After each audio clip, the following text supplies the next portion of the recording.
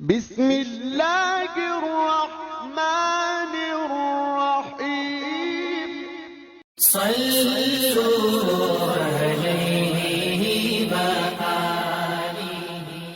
صحیح بخاری حدیث نمبر 51۔ ہرقل شاہ روم نے ابو سفیان سے کہا، میں نے تم سے پوچھا تھا کہ اس رسول کے ماننے والے بڑھ رہے ہیں یا گھٹ رہے ہیں؟ تو نے جواب میں بتلایا کہ وہ بڑھ رہے ہیں۔ ٹھیک ہے، ایمان کا یہی حال رہتا ہے یہاں تک کہ وہ پورا ہو جائے۔ اور میں نے تجھ سے پوچھا تھا کہ کوئی اس کے دین میں آ کر پھر اس کو برا جان کر پھر جاتا ہے؟ تو نے کہا نہیں۔ اور ایمان کا یہی حال ہے، جب اس کی خوشی دل میں سما جاتی ہے تو پھر اس کو کوئی برا نہیں سمجھ سکتا۔ صحیح بخاری حدیث نمبر 52۔ حضور اکرم صلی اللہ علیہ وسلم فرماتے تھے، حلال کھلا ہوا ہے اور حرام بھی کھلا ہوا ہے، اور ان دونوں کے درمیان بعض چیزیں شبے کی ہیں جن کو بہت لوگ نہیں جانتے کہ حلال ہیں یا حرام۔ پھر جو کوئی شبے کی چیزوں سے بھی بچ گیا اس نے اپنے دین اور عزت کو بچا لیا، اور جو کوئی ان شبے کی چیزوں میں پڑ گیا اس کی مثال اس چرواہے کی ہے جو شاہی محفوظ چراگاہ کے آس پاس اپنے جانوروں کو چرائے۔ وہ قریب ہے کہ کبھی اس چراگاہ کے اندر گھس جائے اور شاہی مجرم قرار پائے۔ سن لو، ہر بادشاہ کی ایک چراگاہ ہوتی ہے، اللہ کی چراگاہ اس کی زمین پر حرام چیزیں ہیں، پس ان سے بچو۔ اور سن لو، بدن میں ایک گوشت کا ٹکڑا ہے، جب وہ درست ہوگا سارا بدن درست ہوگا، اور جہاں بگڑا سارا بدن بگڑ گیا۔ سن لو، وہ ٹکڑا آدمی کا دل ہے۔ صحیح بخاری حدیث نمبر 53۔ عبد القیس کا وفد جب حضرت صلی اللہ علیہ وسلم کے پاس آیا تو آپ نے پوچھا کہ یہ کون سی قوم کے لوگ ہیں یا یہ وفد کہاں کا ہے؟ انہوں نے کہا کہ ربیعہ خاندان کے لوگ ہیں۔ آپ صلی اللہ علیہ وسلم نے فرمایا، مرحبا اس قوم کو یا اس وفد کو، نہ ذلیل ہونے والے نہ شرمندہ ہونے والے، یعنی ان کا آنا بہت خوب ہے۔ وہ کہنے لگے، اے اللہ کے رسول صلی اللہ علیہ وسلم، ہم آپ کی خدمت میں صرف ان حرمت والے مہینوں میں آ سکتے ہیں، کیونکہ ہمارے اور آپ کے درمیان مضر کے کافروں کا قبیلہ آباد ہے۔ پس آپ ہم کو ایک ایسی قطعی بات بتلا دیجئے جس کی خبر ہم اپنے پچھلے لوگوں کو بھی کر دیں جو یہاں نہیں آئے، اور اس پر عمل درآمد کر کے ہم جنت میں داخل ہو جائیں۔ اور انہوں نے آپ سے اپنے برتنوں کے بارے میں بھی پوچھا۔ آپ صلی اللہ علیہ وسلم نے ان کو 4 باتوں کا حکم اور 4 قسم کے برتنوں کو استعمال میں لانے سے منع فرمایا۔ ان کو حکم دیا کہ ایک اکیلے خدا پر ایمان لاؤ۔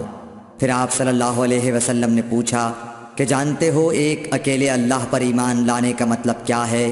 انہوں نے کہا کہ اللہ اور اس کے رسول ہی کو معلوم ہے۔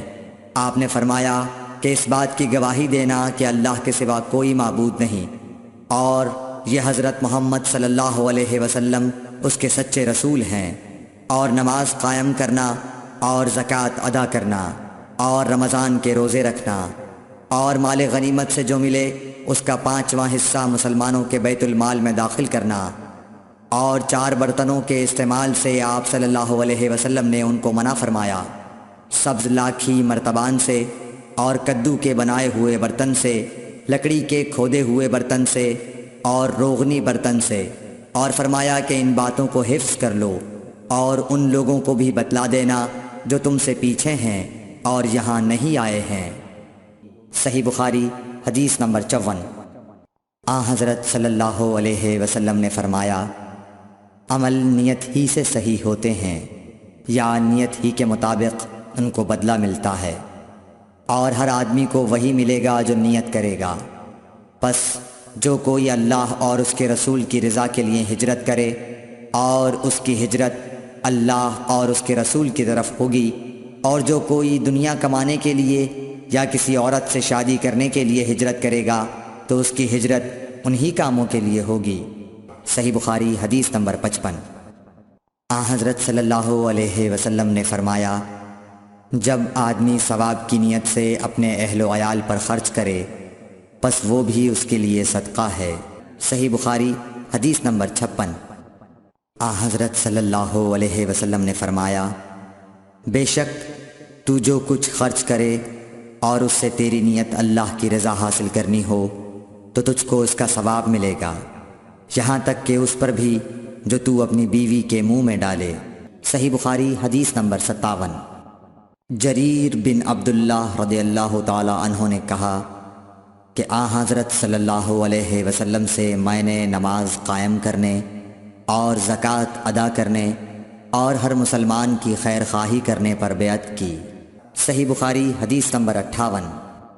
جس دن مغیرہ بن شعبہ حاکم کوفہ کا انتقال ہوا تو جریر بن عبداللہ رضی اللہ تعالی عنہ خطبے کے لیے کھڑے ہوئے اور اللہ کی تعریف اور خوبی بیان کی اور کہا، تم کو اکیلے اللہ کا ڈر رکھنا چاہیے، اس کا کوئی شریک نہیں، اور تحمل اور اطمینان سے رہنا چاہیے اس وقت تک کہ کوئی دوسرا حاکم تمہارے اوپر آئے، اور وہ ابھی آنے والا ہے۔ پھر فرمایا کہ اپنے مرنے والے حاکم کے لیے دعائے مغفرت کرو، کیونکہ وہ مغیرہ بھی معافی کو پسند کرتا تھا۔ پھر کہا کہ اس کے بعد تم کو معلوم ہونا چاہیے کہ میں ایک دفعہ حضرت صلی اللہ علیہ وسلم کے پاس آیا اور میں نے عرض کیا کہ میں آپ سے اسلام پر بیعت کرتا ہوں۔ آپ نے مجھ سے ہر مسلمان کی خیر خواہی کے لیے شرط کی، پس میں نے اس شرط پر آپ سے بیعت کر لی۔ پس اس مسجد کے رب کی قسم کہ میں تمہارا خیر خواہ ہوں۔ پھر استغفار کیا اور ممبر سے اتر آئے۔ صحیح بخاری حدیث نمبر 59۔